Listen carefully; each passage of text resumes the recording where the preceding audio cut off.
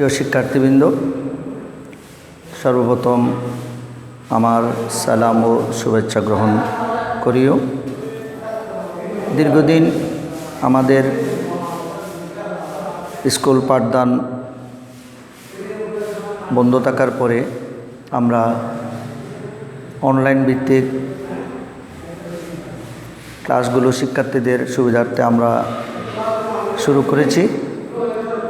তো এতদিন তোমরা ভালো ছিলে, মহান আল্লাহর দরবারে ফরিয়াদ করে তোমরা আগামীতেও ভালো থাকবে।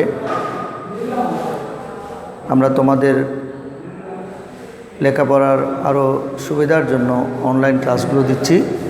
অত্যন্ত সংক্ষিপ্ত এই বিষয়গুলো তোমরা তোমাদের পাঠ্য বইয়ের সাথে মিলিয়ে নিয়ে ঘরের মধ্যে অধ্যয়ন করবে। আমরা তোমাদেরকে যে দিক নির্দেশনাগুলো দেব আশা করি সেগুলো তোমরা ভালোভাবে গ্রহণ করবে। বিশেষ করে আজকে আমার যারা যেখানে বসে ক্লাসগুলো দেখবে, নবম শ্রেণীর শিক্ষার্থীবৃন্দ, আমরা প্রথম অধ্যায়ের পাঠ নং 12 আলোচনা করব। আমি আশা করি প্রত্যেকেই সেই আলোচনা অত্যন্ত মনোযোগ সহকারে গ্রহণ করবে এবং সেটা তোমাদের বইয়ের সাথে আবার মিলিয়ে নিয়ে তোমরা তোমাদের পরীক্ষার এবং জ্ঞানের যে সমস্ত স্তরগুলো রয়েছে ওই সমস্ত স্তরগুলোর সাথে প্রশ্ন উত্তর তোমরা মিলিয়ে নেবে সে আশাই করি। আমি তোমাদের ওই বিদ্যালয়ের শরবতুল ইব্রাহিম উচ্চ বিদ্যালয়ের একজন খাদেম, মোহাম্মদ মোজাম্মেল হক, ইসলাম ধর্মীয় শিক্ষক। আমি এখন আমার পাঠ শুরু করতে যাচ্ছি। আজকে আমাদের পাঠ নাম হলো প্রথম অধ্যায়ের আকাইদ অংশ, আকাইদ ও নৈতিক জীবন গঠন, অর্থাৎ যেটা আমাদের ধর্মীয় দৃষ্টিকোণ থেকে বিশ্বাসের মূলে পড়ে। নৈতিক জীবন গঠন বলতে আমরা সবাই জীব, আমাদের জীবের একটা দিক নির্দেশনা রয়েছে, সেখানে যে দিক নির্দেশনা অত্যন্ত সুন্দর এবং মানবীয়, সেইটাই হচ্ছে নৈতিক জীবন। সেটা নিয়ে আমরা আলোচনা করব। নৈতিক জীবন গঠনে যে এই আমাদের জীবনটা আমরা কোথায় থেকে পেয়েছি, কীভাবে পেয়েছি, আমাদের এই দিক নির্দেশনা কে দিচ্ছে, সেই বিষয়ে আমরা আলোচনা করব। আমাদের নৈতিক জীবন গঠনে আসমানি কিতাবের ভূমিকা।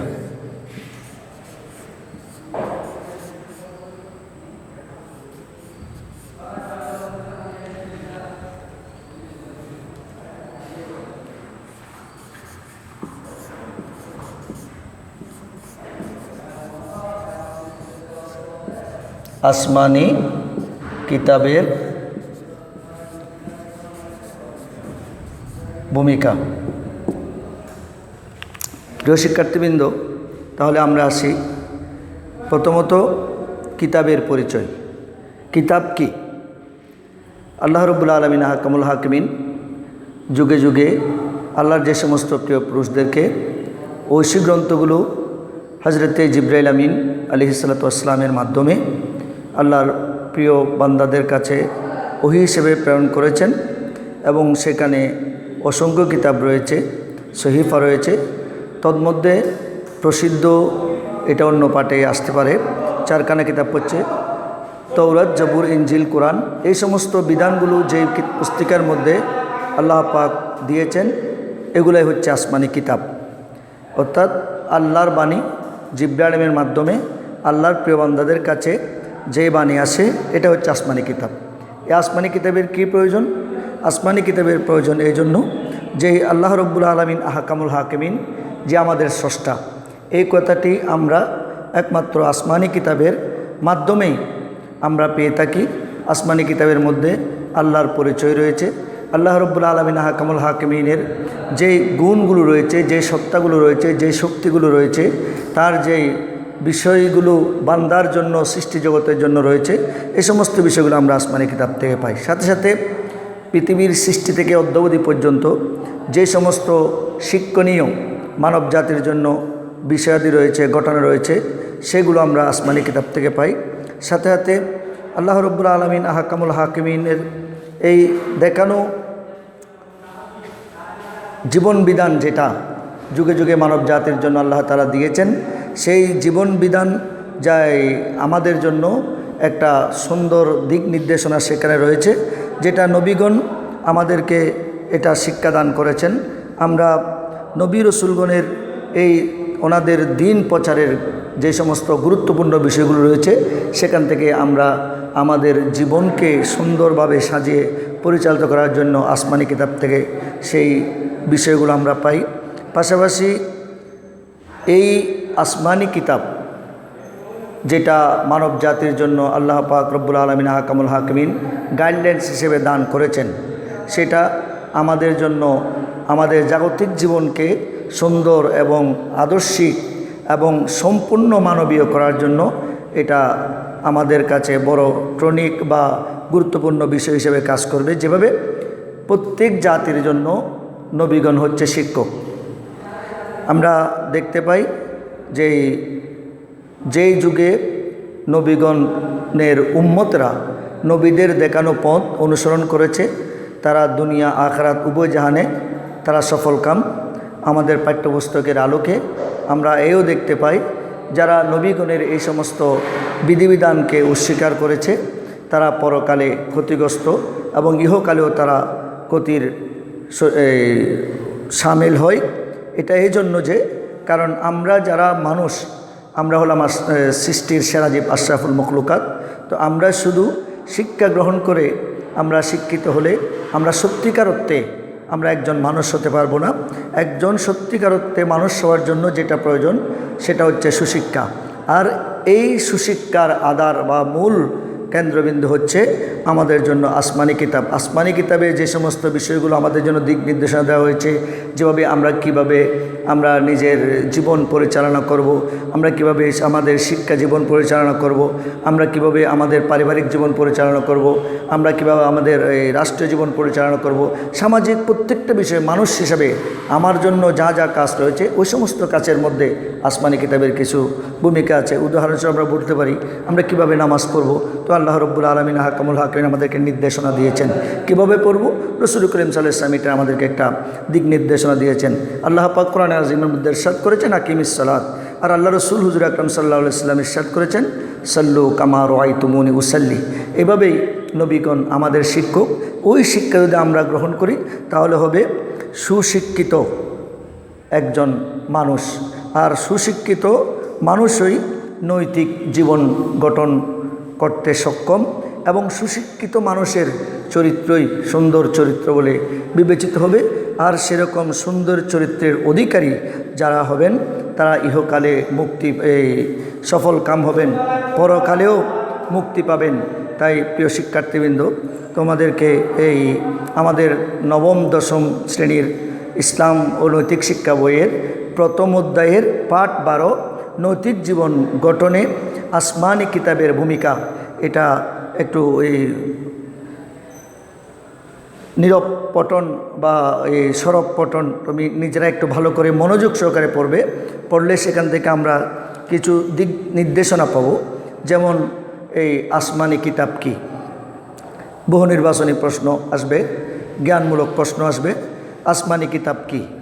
তাহলে আমরা বলতে পারবো যে আল্লাহ প্রদত্ত যেই সহিফা প্রিয় বান্দাদের কাছে বা যেই কিতাব শরীয়ত সম্বলিত কিতাব আল্লাহ নাজেল করেছেন সেটা হচ্ছে আসমানি কিতাব।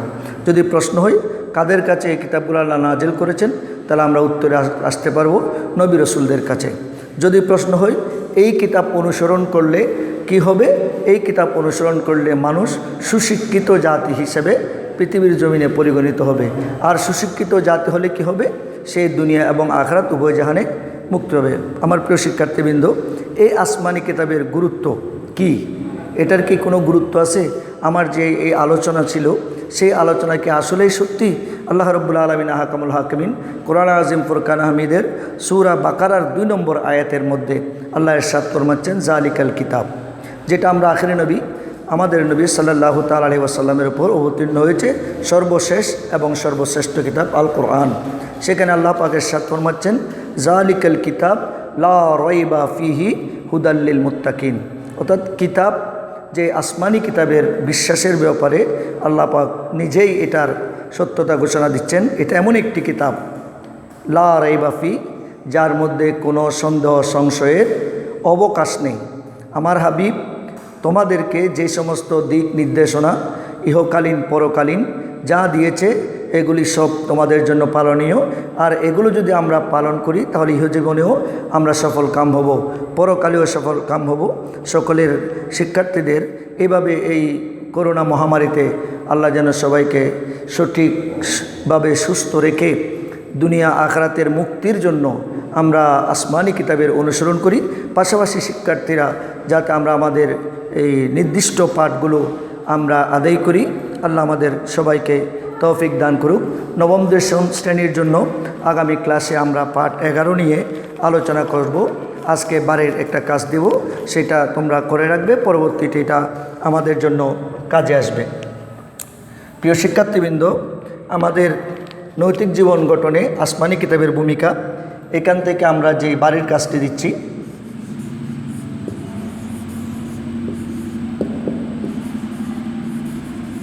এটা অবশ্যই তোমাদেরকে এই শিখতে হবে, পাশাপাশি করে বসে লিখতে হবে।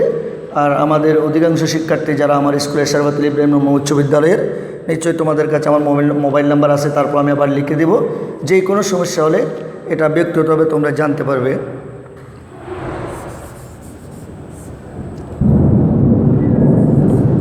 মানব জীবনে আসমানি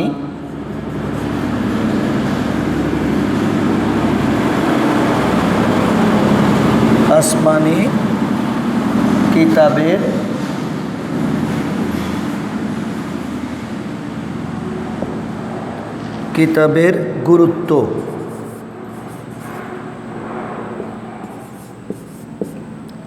ব্যাখ্যা করো।